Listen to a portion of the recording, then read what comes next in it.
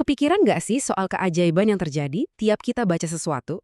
Gimana caranya ya kata-kata yang cuma sekumpulan huruf bisa punya kekuatan buat membangun dunia utuh di dalam kepala kita?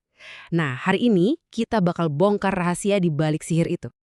Coba deh ingat-ingat lagi, momen pas Anda lagi asyik baca, entah itu novel atau artikel, terus Anda bener-bener kayak tersedot masuk ke dalamnya. Sampai-sampai Anda bisa ngerasain anginnya, nyium baunya, seolah-olah Anda lagi ada di sana, bukan lagi baca. Pernah kan ngalamin yang kayak gitu? Nah, perasaan itulah inti dari semua ini. Kemampuan sebuah tulisan untuk bikin kita, si pembaca, seolah-olah dapat membayangkan objek atau tempat yang digambarkan. Inilah kekuatan super dari apa yang kita sebut sebagai teks deskripsi. Oke, jadi gimana caranya membangun lukisan pakai kata-kata ini? Semuanya berawal dari sini. Kita masuk bagian pertama, pondasinya.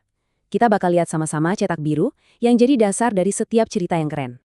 Jadi, apa sih sebenarnya teks deskripsi itu?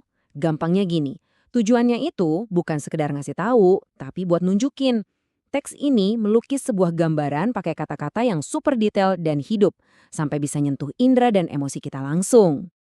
Terus gimana cara nyusunnya? Anggap aja kayak kita lagi ngegambar.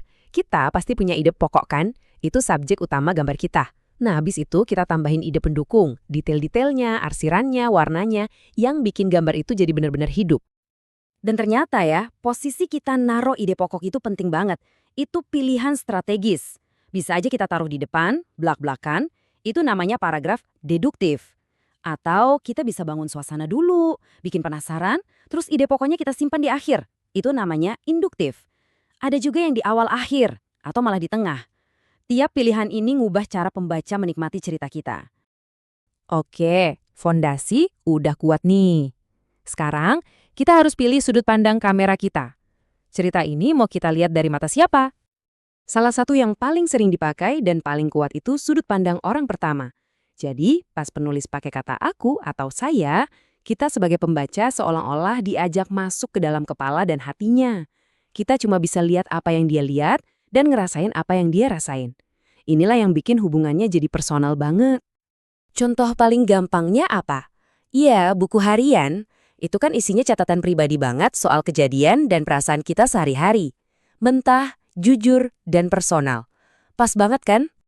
Oke, kita udah punya strukturnya, udah punya sudut pandangnya. Sekarang kita butuh lemnya.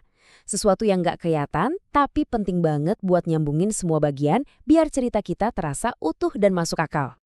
Nah, perekat itu namanya konjungsi. Kata-kata simpel kayak dan, tapi, karena, lalu, mungkin kelihatannya sepele ya, tapi coba deh bayangin. Tanpa jembatan-jembatan kecil ini, tulisan kita bakal jadi kumpulan kalimat yang patah-patah dan nggak nyambung. Nah, biar tulisan kita mengalir, kita butuh dua hal ini. Pertama, kohesi. Anggap aja nih sambungan teknisnya, kabel-kabelnya. Jadi secara tata bahasa semuanya nyambung. Terus yang kedua ada koherensi. Nah, kalau ini soal logikanya. Alur berpikirannya harus jelas dan semua kalimatnya ngebangun satu ide yang sama. Jadi, kita butuh dua-duanya biar tulisan kita nggak cuma benar, tapi juga enak dibaca dan dipahami. Jadi, ini dia resepnya. Mulai dulu dengan ide pokok. Terus, kasih bumbu detail-detail pendukung. Abis itu, sambungin semuanya pakai konjungsi yang pas. Langkah terakhir, cek lagi, pastiin kohesi dan koherensinya udah oke. 4 langkah ini bakal bikin paragraf kita jadi kuat dan hidup.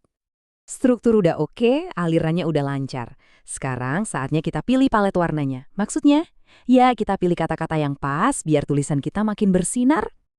Salah satu alat yang seru banget buat dipakai itu kosakata serapan.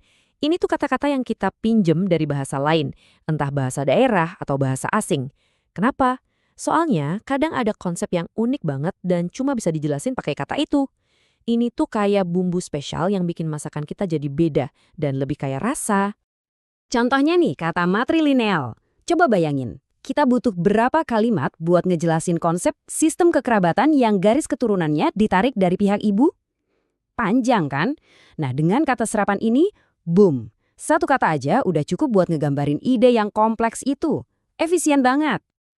Terus kalau pas baca kita ketemu kata-kata baru yang asing, gimana dong? Tenang, ada dua cara. Pertama, kita bisa jadi detektif. Cari petunjuk dari kalimat-kalimat di sekitarnya buat ngebak artinya. Atau cara kedua, kita jadi peneliti. Langsung buka kamus, misalnya KBBI, buat dapetin arti pastinya. Dua-duanya ini skill yang penting banget buat pembaca. Dari tadi kita udah ngomongin soal seni melukis pakai kata-kata. Sekarang kita lihat yuk gimana seni ini berkembang di zaman yang serba visual kayak sekarang. Coba lihat deh infografik. Ini tuh pada dasarnya adalah teks deskripsi, tapi dalam bentuk visual. Tujuannya sama persis, ngambil informasi yang kadang rumit, terus disajiin dengan cara yang ringkas, menarik, dan pastinya gampang dimengerti. Nah, ini intinya. Mau itu bentuknya paragraf tulisan yang indah di novel atau infografik yang keren di internet, tujuannya itu sama, melukis gambaran yang jelas di pikiran kita. Ini bukti kalau prinsip dasar bercerita yang baik itu berlaku di mana aja, di media apapun. Jadi, setelah kita tahu semua alatnya, mulai dari struktur, sudut pandang, perekat kalimat, sampai pilihan kata yang berwarna, pertanyaannya sekarang kembali ke Anda. Cerita apa yang akan Anda lukis dengan kata-kata?